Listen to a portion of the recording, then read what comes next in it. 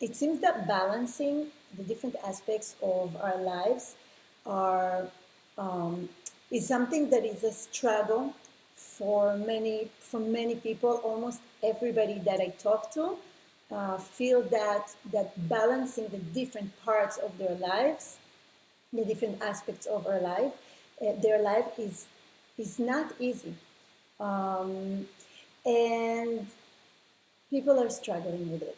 So there's two versions to what I'm going to say to you. One is the simple one, and one is the more complex.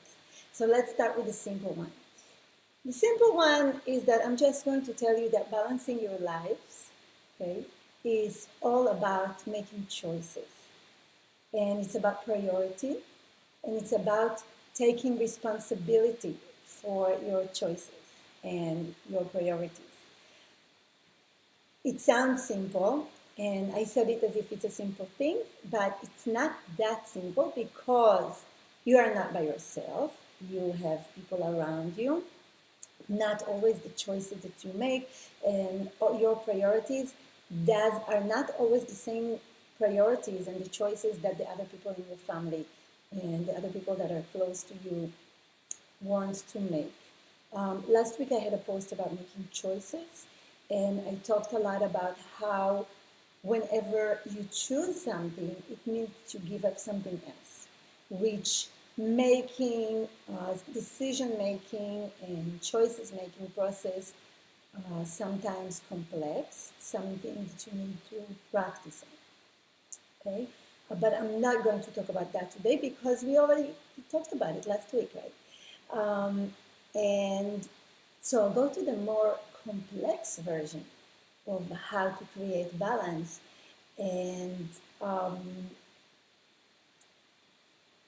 that's more about learning about the different aspects of our lives as separate parts, as details, and then integrate them and put them back together to the whole that is us, to the whole that is our life, and get the big picture of what the choices that I make, okay, create for me as a whole person, for my family as a whole family, okay, because we are taking the different parts of our lives and we're creating a puzzle, kind of like a puzzle from all the different aspects of what we are doing, of what we would like to do, of what makes us happy.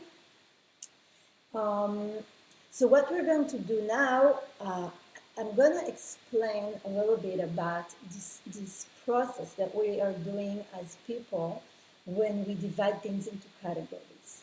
Okay, we have the tendency to do that, to understand, okay, to understand different things and to learn about different things. And the simplest way, the simplest example of how we break things into parts is how we like to compare and to put two different things on two different extremes of a spectrum. For example, um, big and small, day and night, good or bad. We are going to go back later to good or bad. But the reason that we are doing that is that it makes it easier for us to understand. The funny thing about it, the paradox of it, is that one extreme cannot exist without the other, right? Because I cannot define what big is if I do not know what small is. Okay, what is day without night? Without being able to compare the two different extremes, they have no meaning. Okay, so I think that's pretty clear and it's pretty easy to understand. And then what happens is that we tend to look at lives this way. We're either here or we're either there. I can only do this or that. But really, to find harmony, we need to find the middle. Um, Sometimes it will be the middle. Sometimes it will be like somewhere along that line I will show it to you in a minute how to do that.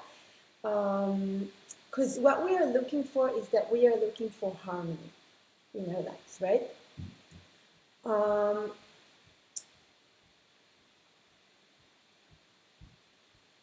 Yeah. So when we think of that line with two extremes, let's say day or night, okay, black and white doesn't matter.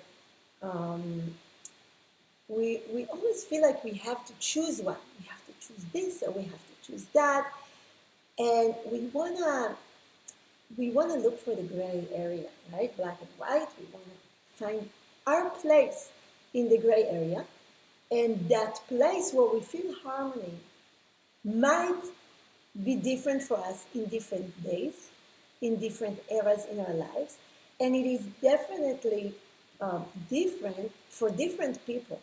And later on, when we're going to talk about the family, we have to remember that my space of harmony is not my kids or my husband or my parents, okay, or my good friends or my colleagues at work. Everybody puts themselves on a different place on the line of dualities between the two extremes. Right. So Rudolf Laban was a really, really great and very special movement analyst who saw life and movement, okay, through through shapes, right? Because he was an architect and he was a choreographer, and he started learning about lives through different shapes and to understand movement through that. And what he did is that he found patterns. Okay, he was amazing at finding patterns, things that keeps repeating. So there are individual patterns for each one of us of how we walk, of how we talk, of how we think, of how we react to different things that happen to us in our lives, to different situations. But there are also universal patterns, okay? Things that he identified that he can use as tool to measure human behavior. So the one that he thought about 4 different dualities, and we are going to talk today about one that is very important to this subject, and it's about exertion and recuperation. Okay? Exertion is when we use our sources. I'm sorry, we use our resources, it's my English, we're using our resources to do what it is that we want or what we need to do. And it's something that takes our energy, okay? And then on the other side of the duality of that spectrum, that line, there is recuperation. This is the place where I get my resources back. And if you think about it as a line, then really the harmony is somewhere in the middle. So what's going to happen is if I'm always going to be in the exertion side, I will not be able to continue, right? And if I'm always in the recuperating side, then basically I might not be doing anything, and I might not be able to move on to where I want to go. Okay, because even if I do things that I really love, it's exerting some aspect of energy, some aspect of resources. So I always have to move along this line. I'm wondering to myself, do we really want to be exactly in the middle where we might call harmony, because it's also not going anywhere, right? So we're always going along this line between exertion and recuperation. And it's very important when we talk about relationship within the family, but not just in the family, also between you and your coworkers and your friends, your neighborhood, it doesn't matter. We have to remember that the place where you need to be is very individual for you, okay? Where the place of harmony for you is not the same as for everybody else. And more important than that, what is recuperative for you, might be very, very exerting for somebody else. Okay, so, and I will give an example. For me, dealing with this, with the technology, setting the computer, trying to figure out why the live is not going live, and I'm laughing about it now, but it's exerting me. And when I feel, when I do that and things are not working out, I'm stressing out. And how do I know that I stress out? Because I'm reminding you now that the Balanza method talks about tools from project management and software development, but it's also taking a lot from somatic work, from where I'm learning to understand what's happening to me through my body. So what happened now when I tried to set the computer is that I felt like my stomach is hurting me a little bit. I felt like my muscles are getting tight. I felt like I'm holding my breath. So then I know that I'm tense, okay? And when I'm done with setting the technology, I need to recuperate. So I sat down, I breathed, I took some deep breath, I drank my coffee, I smiled, to get my brain to rewind and to restart myself, because I needed to recuperate from the stress. For my husband, for example, this is fun. When he ran into a technical problem, that's fun for him. Okay, this is recuperative for him to fix computers and technical things. So we have to remember that when we deal with other people in the family, what causes us stress might be fun and enjoyable for others. And the other way around, if I love working out and going to the gym, for me it's recuperating. Okay, after a day of work, that's what I want to do. I need to get my body to move. But for somebody else in my family, it might be really something that they need to gather all the strength and all the resources to make themselves go work out. Okay, and I need to be patient and I need to be understanding about it. Okay, so I keep telling you that it's all about choices and priorities and understanding what is recuperative and what is exerting for us. And it's really easy to say, right? But how can we really do that? So first, you can write that for yourself, because we like to listen, right? We listen, we watch a lot of talks in our life, but if we don't act on it, okay, if we don't act on it right away, nothing happens with it. So why don't you write it down right now, and when we finish, we start doing this, or even now as we speak. Listen to your body. Pay attention to your body. When you're thinking now, I don't know what is the next thing that you need to do right now. I don't know, cooking for Thanksgiving, having to have a lot of some guests in your house. I don't know now in COVID who brings guests to their house, but I don't know, doing something with your kids, preparing something for work.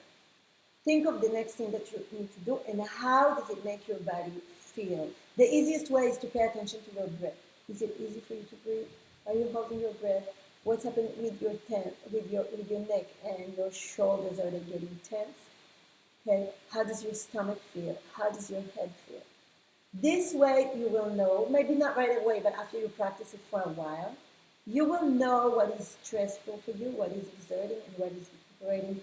And I very highly recommend to write it, because this is how you will find patterns in your space on that line of exertion and recuperation. So I'm going to say it again, start writing down how you feel about different activities, what you sense more correctly, how your body, I'm sorry, what is your body sensing. Okay, saying that, I want to share something with you. Let me see how I'm going to do that. All right, excellent. So this is a line that can help you. Can you see that? Yeah, you can see it. This is a line that I created, and it's an example of one that I did for myself a while ago. It's not necessarily what is happening now, because we have to keep doing that every once in a while. So this was my line of places on the exertion and recuperation line. So if I'm going to exertion that takes my energy and my resources, you can see that all the way at the end of exertion is sitting down with my kids for their Zoom classes. Okay? It gets me very, very stressed out. Again, they have to deal with a lot of technology over there, uploading things and moving between screens, and my kids still have a hard time understanding the English because they're studying in English now, and it feels very, very stressful for me. On the other side, on the recuperation, you can see that one of the things that helps me recuperate the most is dancing. So some people might not understand that um, because dancing exert your muscles, right? It makes you physically tired, but it gives me back the resources that I need to deal with that technology, to sit down and help my kids with the Zoom. So let's go back to it. And then there's driving that I really don't like. I have to concentrate. I'm not really good at concentrating. So I have to concentrate. I have to deal with people honking at me. And I need to recuperate a little bit after that. It can be I can jump a little bit or just breathe a little bit, but it's something that I need to recuperate from. Um, and on the other side, or in recuperation, I have alone time. I need some time alone once in a while. I like having breakfast with my husband once a week.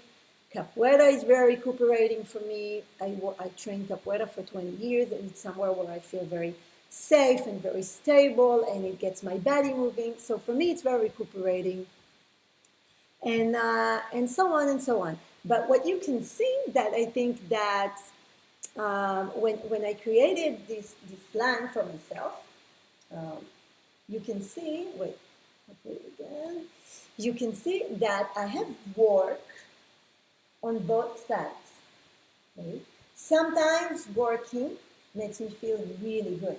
When I finish doing different things, like for example, when I finish therapy sessions, even if they're exerting on some level, I feel recuperated. I feel like I did something good that gave me back a lot of energy and a lot of confidence. And when I continue with my day, I feel very good and recuperated. So I think that it's interesting that it's on two sides of the harmony point, and I want to say something about that. What you can do is that you can create different lines. Okay, one line is for yourself and for the different aspects of your life, like I just did. And then what I want to do is I wanna try to create a daily schedule, okay, that that lets me recuperate when I do things that are very exerting for me. Because there's some exerting things that I have to do. I just have to do them, right? I need to sit down with my kids and help them with their Zoom right now at this point in their life. So I need to make sure that there is time in my life where I put dancing or working out or some alone time. And I notice that when there are days that are very busy and I don't have the time or the ability to put in anything that is recuperative, the day is much difficult for me and I finish it exhausted. And again, I need to take responsibility for that because this is my choice. Okay? I'm saying now the day is very busy, but I'm choosing to make it busy like that. Okay, this is our lives, and we are the only ones that have control of them. So, whatever we choose, we need to take responsibility for that. Okay, so if I chose to exert my energy, my resources, and did not do anything to recuperate, that's on me. Now, saying that, sometimes we need help. So it would be a good idea to get your whole family to create lines like that of the different aspects of their lives. And you can start by doing that with your life partner, if it's your wife or your husband, your girlfriend, your boyfriend, without the kids first. Then you can add the kids if they're mature enough to do something like that. And you need to look at those lines together and see how you can support each other, okay, by allowing recuperative activities inside your day. And maybe, just maybe, some of those things that causes you a lot of stress that are exerting for you, and they're exerting in a way that you don't have to do them, okay? Like, I mean, dealing with technology, I don't like to do it. It takes a lot of energy and resources, but I have to do it. I have to learn how to do that. But maybe doing homework with your kids is too stressful. Then maybe your life partner can take some of that from you. Okay. So I talked earlier this week about setting expectations. This is part of that. By doing that, you're letting your life partner know where you need, where you need help and how they can support you. All right. So the next thing that I wanted to say, I'll put that line again. And if we see that there is work on both sides, right, then what I can do is I can create a line like that just for the different activities that I have to do when I work. Okay? Creating, I don't know what your job is, but for me, it's I need to create content, I need to talk to clients, I have my therapy sessions, I have movement classes, and I can put them on the different sides along the duality of exertion and recuperation, and try to figure out for myself, how can I support myself? How can I get outside support to help myself deal? Okay, so this is about finding balance on that line of dualities between how much we exert ourselves and how much we allow ourselves to recuperate. The last thing that I'm going to talk about is how to take the different aspects of our life and put them together to a whole. And I'm going to say a sentence that I'm pretty sure most of you heard before, maybe from me, maybe from other places. And it's the theory of the Gestalt, okay? And a part of it, a small part of it. And what it says is that the whole is more than the sum of its parts. What does it mean? Okay? When we talk about math, just math, we can say 1 plus 1 equals 2. That's very easy, right? But we are much more complex than a calculator. And if you think at a new person that you see, they come in front of you, okay? You see their eyes, you see their eyebrows, you see their nose, their face, the different expression that they have, the different look that they have in their eyes. And in your head, you already have a picture of that person's face. And it's not just eyes plus nose plus mouth, right? You already have a whole picture, a whole analysis that you did in your head of what that person is. Because we are complex creatures, right? And that's why the whole is more than the sum of its parts. It's just not just the parts put together. It's a whole, okay? It's a whole. So, you have, let's say that you have work, kids, romance with your life partner, and hanging out with your friends. Okay? 4 pieces of your life. It's very generic. I'm sure there's a lot more. Most people, I'm going to talk about it very shortly because I'm going to have another session just about that because it's complex, like I most people tend to have, I would have work rotem, family rotem, relationship with my husband rotem, and hanging with friends rotem. Okay? And in each one of the aspects of our life, I'm bringing out one part of my personality. Um, and I think I see it especially for people that work in offices or lawyers. I see it less with people, with therapists or people that work with movement.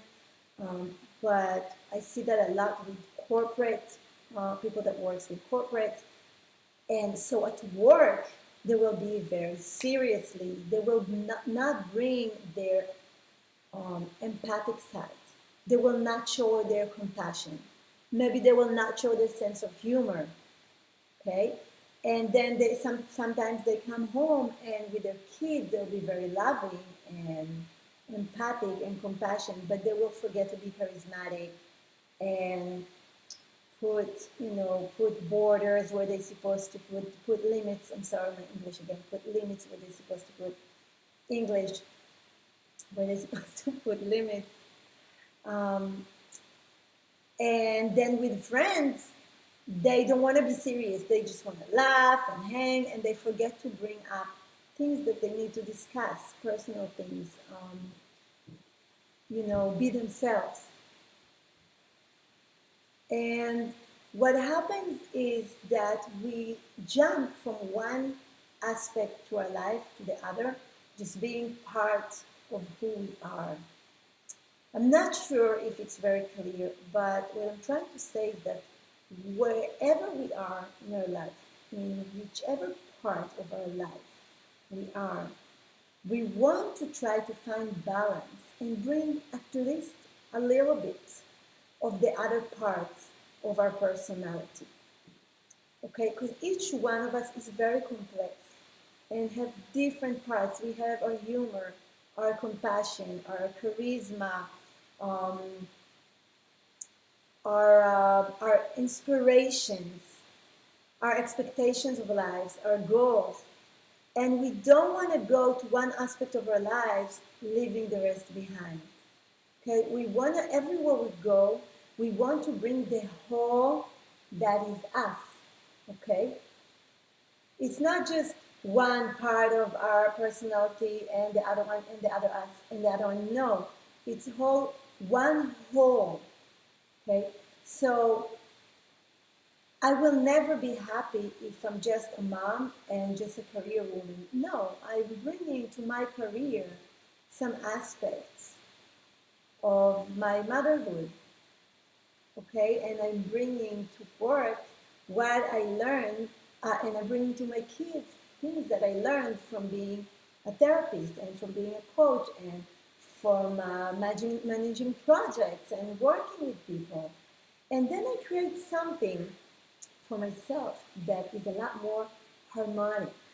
I'm trying to find the harmony in my life between all the different aspects and between all the parts of who I am, and it helps you find balance and stability and flow in your life, because you're not going from one extreme to another. There's a flow, okay? It's not there's a flow between everything you want to do and everything you want to be. And I'm saying it like it's simple. I know it's complex. I will have another talk specifically about that second part. But to sum up and to finish, what I encourage you to do is really to write for yourself two things. One, like I said, just keep a little notebook with you, write it on your phone. Think of the different activities that you need to do in your life, and write what physical sensations goes through your body, like I said before, when you have to do them. It will help you understand if it's recuperating for you or if it is exerting. And then work on it with your life partner, and then you can write for yourself all the different aspects of your life. where you want to find balance. But again, we will talk about that later. There is one last thing that I want to add that I forgot, and it's very, very important.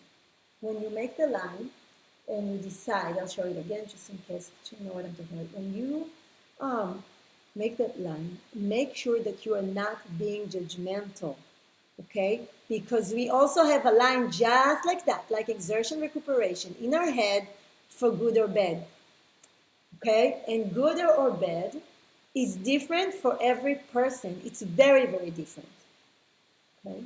So please make sure that you are not judgmental. Just because something is taking your energy away, okay, it doesn't make it bad. Some people feel that resting is bad, okay, because work is the main value of their lives. Okay, work, work, work. So rest is bad. Rest is not bad and work is not bad. It's just what it is. Okay? And you need to find the harmony between them. Okay? So no judgment for yourself or for your life partner when you do that. Please, please, please ask me questions. You can write them here or you can PM me. Okay? On Monday, we will have an amazing interview here with Oria Avni, which she will talk to us about doing activity through pregnancy. I hope this was clear enough. I will bring some of these subjects again. This was a little bit general. I will break them into different parts and I will make them more clear. So please, if you have questions about anything that I said today, please write them to me here in the comment or in private message if you feel uncomfortable, so I can organize my next next talk to answer these questions. Okay, so everybody have a great Thanksgiving. Have a wonderful weekend, and I'll see you here again next week. Bye. Thank you.